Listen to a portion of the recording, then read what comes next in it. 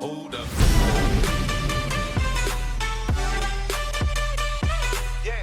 What's up YouTube and welcome back to another episode of Top Price. Ladies and gentlemen, since currently, the events are kind of like, not that interesting. The Blitz, seriously, Voxel, Opal, not really. I cannot even fill up the IQ limits. Or or the other one, which is not too bad, Miami to Monaco, but it's a tough one since my Lotus rides are not the best. I'm missing out on the important epic Lotus rides, otherwise I would have had a chance, because I got some nice cars here with the Superlight and the Caterham and so on. So however, I wanted to do something. I wanted to continue my series, which I already did with the legendaries, and we're going now into epics. It is about win ratio. So, you know, when you flip a car, you go here in the KTM Superlight, for example, you turn it around, you go all the way down, you see how long you owned it, how many races, and the win ratio, 78% is pretty good. However, I want to show you my cars, my top 5 cars regarding win ratio, and hopefully this will help you as well if you ever get those epics, to keep those babies, and yeah, keep them, really keep them. So, starting with the KTM Superlight, for example, 78%. Why do I lose sometimes? Well, I think most likely, regarding slalom test, and this thing is almost unbeatable. However, now and then you might have some issues if you go into, for example, highway or somewhere where you have a little bit more regarding top speed. Now and then where you can actually speed up, then the KTM Superlight might have had some issues, because 159 top speed is not really helpful. It's not really that helpful there in that way. And yeah, some people probably I thought as well, like the Audi S8 Plus, that might be the monster, right? But it only has 73%. So I'm losing too many times. However, I'm thinking this will change now with some Audi events coming up, hopefully one day, since the S8 Plus is one of the only Audis which has a ground clearance of medium and is going down on 2.8 seconds here to 60. However, the mid-range changed a little bit, got a bit worse, but I still have the Audi R6 as well, so I don't mind that. But okay, let's go for the number 5, and it is a car which probably, I have couple of epics which you see here, but the number 5 is actually the Lancer Evo 6. Lancer Evo 6, 3.8 seconds here to 60, 95 in handling, a 4-wheel drive. It has a medium ground clearance, very helpful as well in city streets levels. And 3.8 is like okay. Is okay for an epic. But we go in here with, I owned this car for 509 days, over a year. Total race of 478. And ladies and gentlemen, 85% win ratio, which is pretty good. This one is pretty good. So my upgrade state is 323, going max on engine, on chassis, and leave it out on weight.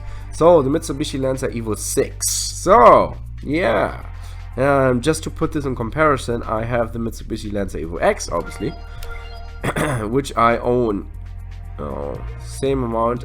Did a couple more races, but 78% only. So just to put this, and by the way, I did on weight and chassis, that's a different setup there. But okay, that was number 5, the Evo 6 again, and that's a tie on number 5 basically, or they kind of share like number 4 if you say like this. It is the Renault R5 Maxi Turbo, ladies and gentlemen, and fun fact, I just maxed out this car. This was always kind of like in the middle. I never maxed it out, and then I thought, like, I used it so many times, I should definitely max it out. So I did a max engine and a max chassis. I own it for 477 days, 385 races. Not so many, however, it's gonna be useful every time now and then when you have a French challenge. And 85% win ratio. This baby, yeah, in Renault. There was the times before we had the Renault Megane Trophy and so on, so like the Sport Megane Trophy, which I just got 2 of those babies.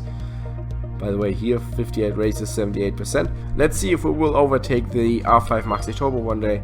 But at the moment, the R5 Maxi Turbo is my hot hatch, my wild ride, with 85% of a win ratio. Then, number 3, basically, place number 3. It is a specialist. It is the Ford Raptor. Still a car which I need to max out that baby.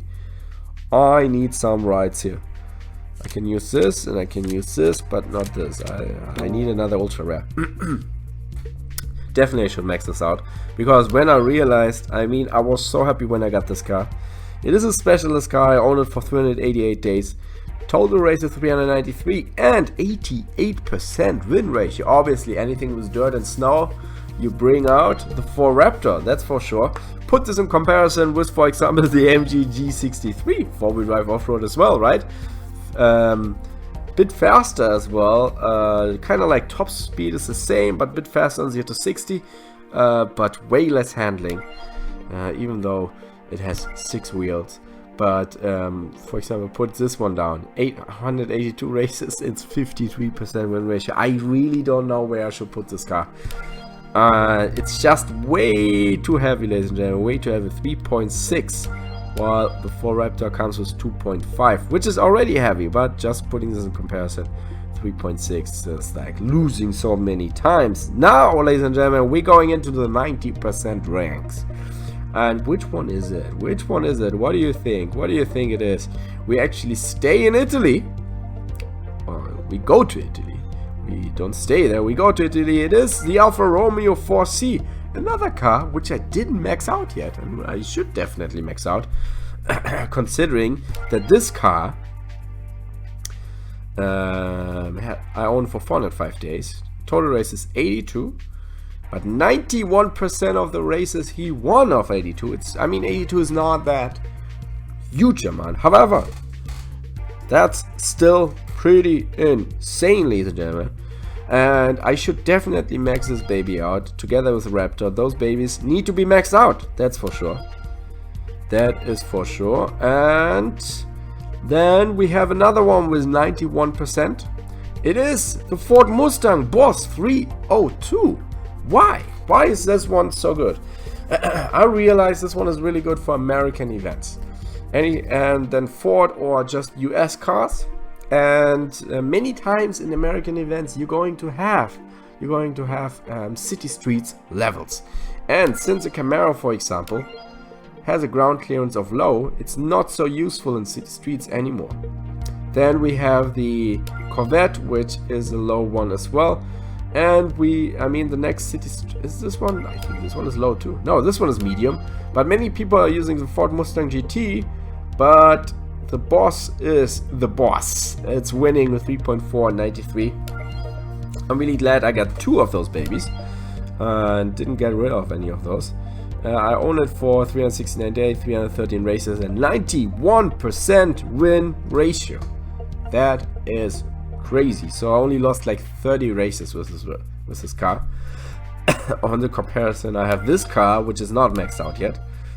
However, 151 races, 66, but you see I should definitely work on maxing out. This already shows you why it is so important. Why it is so important to max out your epics. It is really, really important. And it's not good enough to just put it on 1-3, 1-3, 1-3. As you see here with the boss, we got this car and then we got the other boss, and the other boss only lost 30 races while this one lost way too many. So, just to put this in comparison. By the way, just a little note for myself. Mazda Furai, amazing car, 3.0, 102 in handling. I own this car for 342 days, 385 races, and 81 win ratio. Just because I didn't put it in the list because it wasn't good enough. However, this car is an amazing epic as well, and I got 2 of those. Unfortunately, fused one. Really, really sad about this, but maybe one day I will get another one. So, why is it changing? So, just wanted to tell you this one. Hope you enjoyed today's episode. Let me know, what's your best epic? What are the best win ratios which you're getting? And maybe there's some gems out there which we missed. Then you definitely should share them down below in the comment section. I wish you a wonderful day. That was a Casual Mobile Gamer.